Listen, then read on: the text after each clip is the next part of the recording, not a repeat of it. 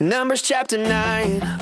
The Lord spoke to Moses in the wilderness of Sinai in the first month of the second year after they came out of Egypt. He said, the Israelites are to celebrate the Passover at its appointed time. Celebrate it at twilight on the 14th day of this month in accordance with all its regulations and instructions.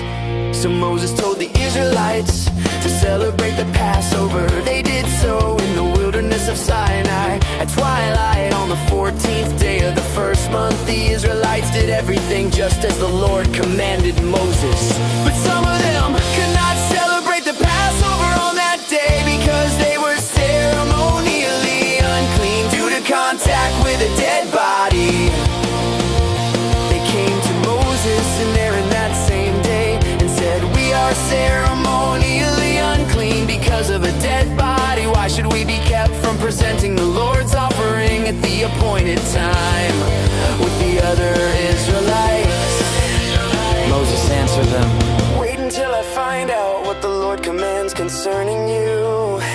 Then the Lord said to Moses, "Tell the Israelites, if any of you or your descendants are ceremonially unclean because of a dead body or on a journey far away, they may still celebrate the Lord's Passover. They are to celebrate it on the 14th day of the second month at twilight. They are to eat the lamb together with bread made without yeast and bitter herbs. They must not leave any of it until morning or break any of its bones. They must celebrate the Passover according to all its regulations. But anyone who is ceremonially clean and not on a journey yet fails to celebrate the Passover must be cut off from their people.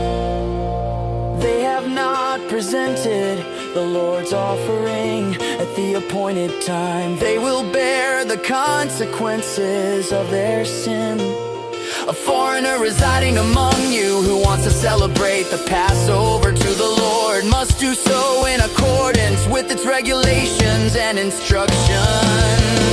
You ought to have the same regulations for the foreigner and for the native born. On the day the tabernacle was set up, the cloud covered it, the tent of the covenant law. From evening until morning, the cloud above the tabernacle looked like fire. That is how it continued to be. The cloud covered it, and at night it looked like fire.